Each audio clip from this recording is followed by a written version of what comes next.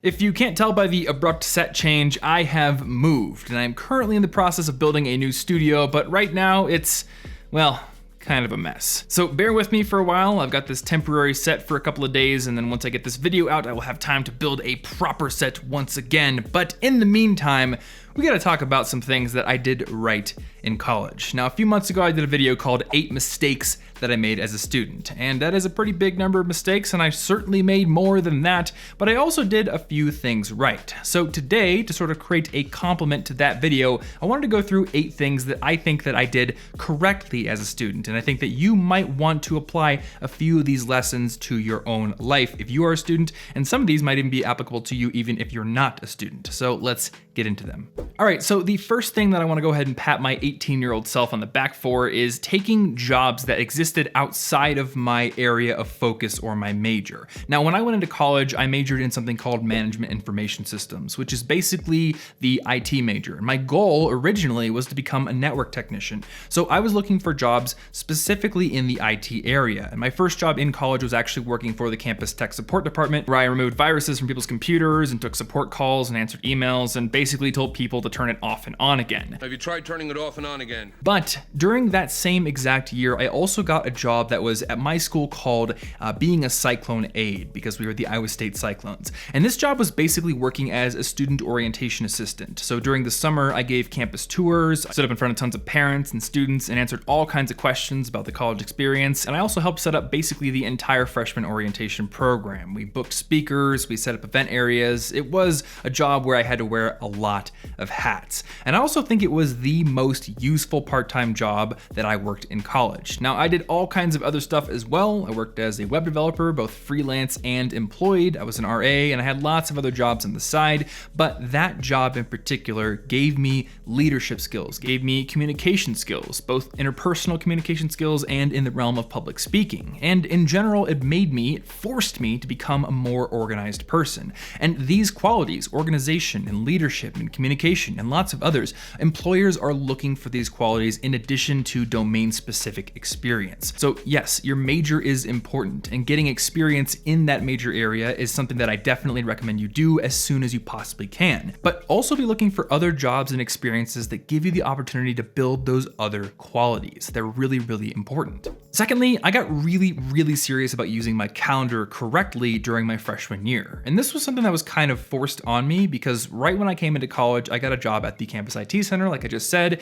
and every single week, this free-for-all calendar of hours would open up. And it was kind of a first come, first serve thing. So if you were there the moment the calendar opened up, you could get whatever hours you wanted. You can kind of tailor it around your class schedule, which was awesome. But if you waited too long, usually you were just picking up the scraps and working midnight shifts or 7:30 a.m. shifts, which, you know what, those are kind of okay for me. But still, it was nice to have choice. And the moment that I would grab a slot on that work calendar, I would go and replicate that work slot on my personal Google Calendar. And this was really important because my work schedule was changing every single week as a result, and I also had a pretty complicated class schedule. But that wasn't all I was doing with my calendar. And the tip that I want to share with you here was something that I started doing really early on, which was looking ahead at the academic calendar and at other calendars for organizations and other things like that, and putting events on my calendar well in advance. For example, I went and found the date at which I could sign up for the next semester's classes, and I got that on my calendar and made sure I was awake and ready to sign up for classes the moment I could. Again, it was kind of a first come, first serve thing,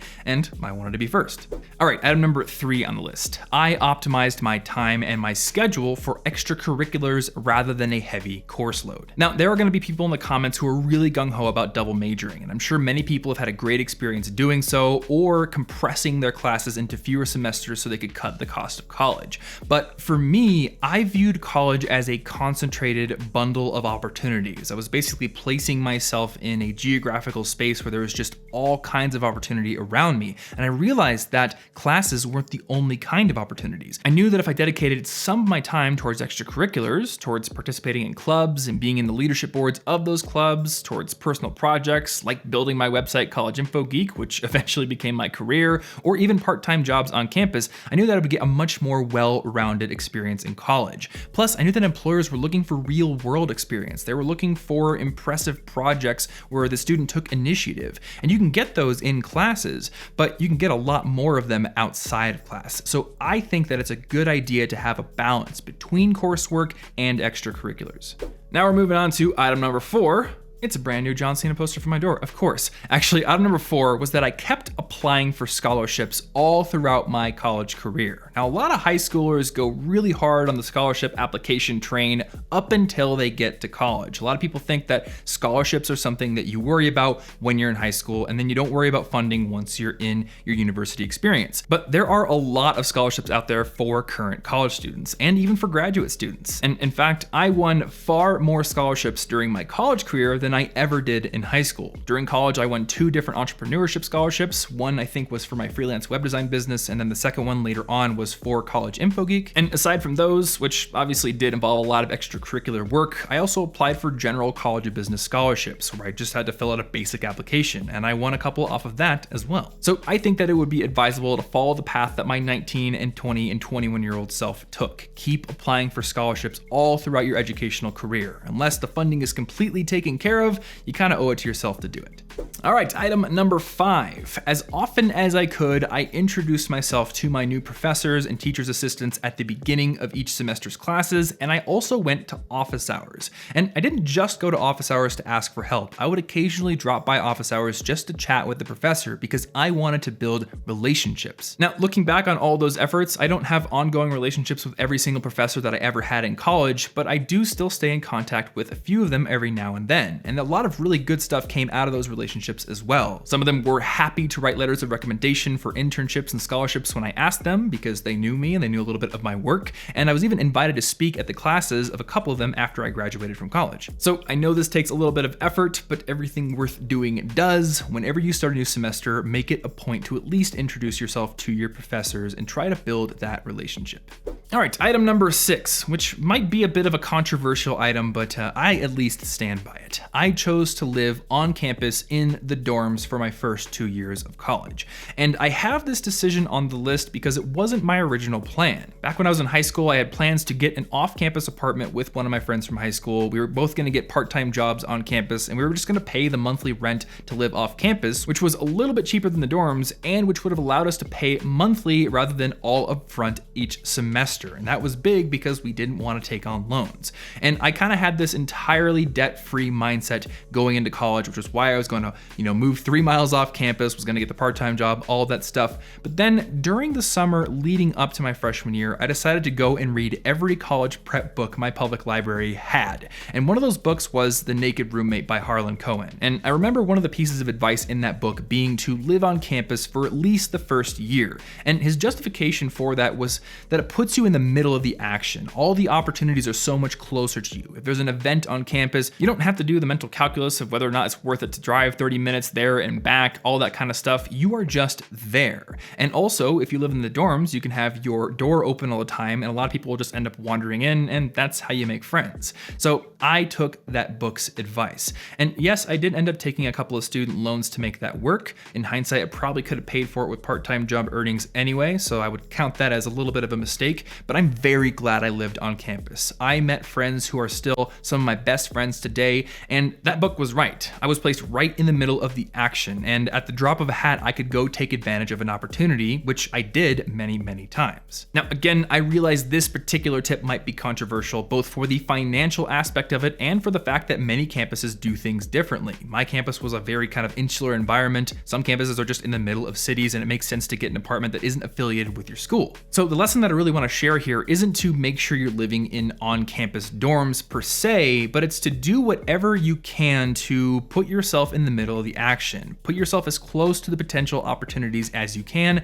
especially during that first and second year when you haven't really figured out what you want to do, you haven't made as many friends yet, you're still kind of trying to establish yourself.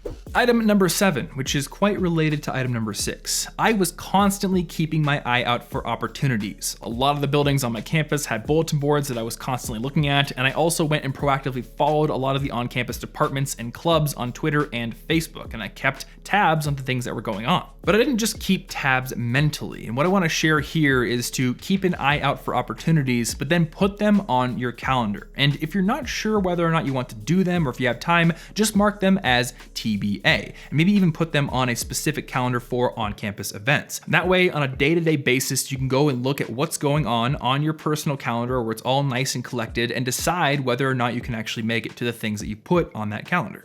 All right, finally, number 8. I went to every single career fair that I could. I put this item on the list because I remember distinctly during my freshman year, a lot of my friends said, I don't need to go to the career fair this year because I'm only planning on getting an internship after my sophomore year, after my second year of college. So what's the point of going to the career fair now? It's just a waste of my time, right?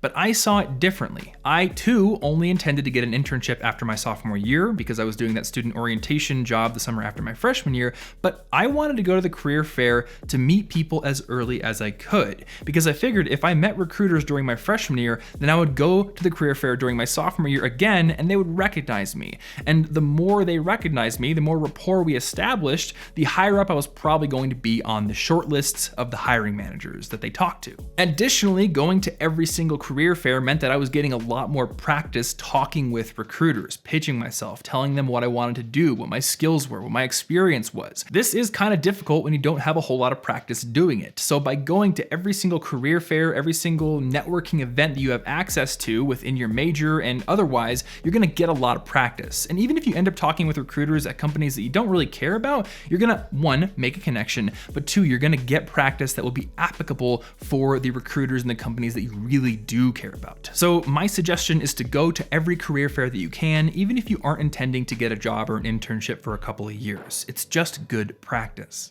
Now, in the first tip of this video, I talked about a few of the qualities that hiring managers and recruiters are looking for beyond simple major level or domain level experience. Things like organizational skills or communication ability. And in addition to those, these hiring managers are also looking for things like adaptability and problem-solving skills. They want to know if you can independently apply yourself to a new and novel problem and solve it. Because if you can, then you are advancing their business and they're probably going to want to hire you.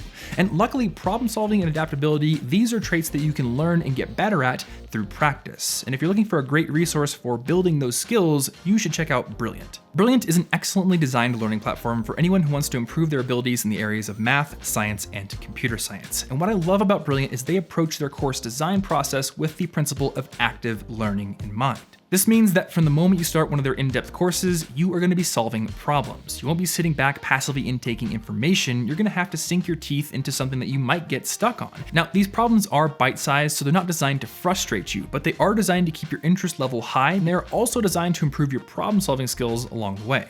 Within their library, you're going to find a ton of different courses that you can take, from calculus to statistics to waves and light to even computer science fundamentals. But this year, they also launched a new feature called Daily Problems. This is a section of the website where every single day they publish a few new problems in broad areas for you to sink your teeth into, such as this one on whether or not sound travels farther in the cold, or this one where you have to figure out what happens if you cut a Mobius strip in half. These problems don't take up a whole lot of your time, so they're great for building a daily learning habit, and most importantly, they are from a broad array of subjects. So if you're stuck within a couple of subjects within their in-depth courses, this can be a great feature for expanding your horizons and maybe finding something new that you might be interested in. So if you want to try your hand at some of those daily problems or get into one of their in-depth courses, then go over to brilliant.org/ThomasFrank and sign up. And if you're one of the first 83 people who does so, you're also going to get 20% off their annual premium subscription. Big thanks to Brilliant for sponsoring this video and being a huge supporter of my channel and the work that I do. And as always, guys, thank you so much for watching. If you like this video, definitely hit that like button so more people can find this channel. And you can also subscribe right there if you want to get new videos every single week when they come out. You can also click right there to get a free copy of my book on how to earn better grades, watch one more video on this channel right over here, or follow me on Instagram at TomFrankly. Thanks for watching, and I will see you guys in the next one. Bye.